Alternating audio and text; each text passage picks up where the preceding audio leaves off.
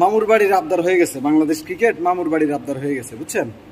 যার যেভাবে ইচ্ছা খাইবো, যার যেভাবে ইচ্ছা প্লেয়ার নামাইবো, যার যেভাবে ইচ্ছা ম্যানেজমেন্ট সাজাইবো, যা ইচ্ছা তাই।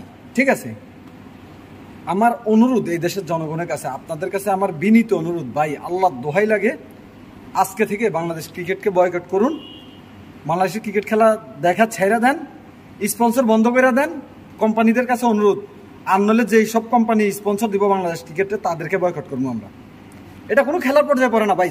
আফগানিস্তান সেমিফাইনাল ডিজার্ভ করে, ঠিক আছে, ওদের খেলা অনুযায়ী ওরা সেমিফাইনাল ডিজার্ভ করে। তোমরা তো আগে 2 ম্যাচ হারছো বিশাল বিশাল ব্যবধানেই। আজকের ম্যাচে যখন 12 ওভার 1 বলে বাংলাদেশের সমীকরণ 12 ওভার 1 বলে জিততে হবে, তখন কি করলো বাংলাদেশ? নামাইছে কারে? ওই বাই লিটন, সৌম্য, তানজিদ হাসান, তামিম, এরা ছাড়া আর কেউ নাই। আবিব হোসেনকে দলের সাথে বসায় রাখছে নিয়ে, একটা ম্যাচও খেলায় নেই। আজকের ম্যাচে অন্তত রিশাদ, জাকের আলী অনিক বা মাহমুদুল্লাহ রিয়াদ বা তাওহিদ হৃদয় এদেরকে ওপেনিংয়ে ট্রাই করা উচিত ছিল, সেটা করে নাই। কার স্বার্থে? হাতুরুরে কেন বাংলাদেশ দলে রাখতে হইব?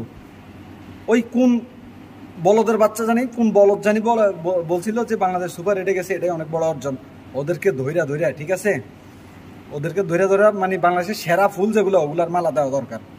এই দেশের ক্রিকেট ধ্বংসের ধার প্রান্তে চলে গেছে, ঠিক আছে। অতি দ্রুত বিসিবি সভাপতি সরাও, নির্বাচক হইতে যা আছে এগুলো সব সরায় নতুন করে ডাইলা সাজাও, নাহলে দেশের ক্রিকেটটা আমরা বয়কট করতে বাধ্য হব এবং বয়কট করেছি, করব। ভাই এটা কোনো খেলার পর্যায়ে পড়ে না। আমরা সেমিফাইনালের আশা করি নাই, আমরা করছি, ঠিক আছে, যে আজকে যেহেতু একটা সুযোগ পাইছি, আমরা কাছাকাছি যাই, যদি হাইরা যায় দুঃখ নাই। আর ম্যাচ হারার তো কোনো প্রশ্নই ওঠে না, ম্যাচটা হারার তো কোনো প্রশ্নই ওঠে না। সেই ম্যাচ আমরা হারছি। হাতুরু ঘুষ খাইয়া দলের সৌম্য, লিটন এদেরকে জায়গা দিতেছে, ঠিক আছে, যথেষ্ট পরিমাণে ঘুষ খাইতেছে হাতুরু, বিসিবি, এবং আমার মনে হয় বিসিবিও খাইতেছে। না হলে বারবার এদেরকে সুযোগ দেওয়ার কোনো মানে হয় না, কোনো মানে হয়? লিটন দাস আজকে বলবো, অনেকে বলবো যে লিটন তো আজকে 50 করছে, ওর 50 ও 2 পানি খাক, ওর 50 দেখে আমরা কি সিরমু আমরা কিছু? হ্যাঁ, এটা কোনো খেলার পর্যায়ে মানে কি একটা অবস্থা। বাংলাদেশ ক্রিকেটটারে মোটামুটি সার্কাস বানাই ফেলছে। সার্কাস মানে সার্কাসও এর থেকে ভালো আছে, বেটার আছে, ঠিক আছে।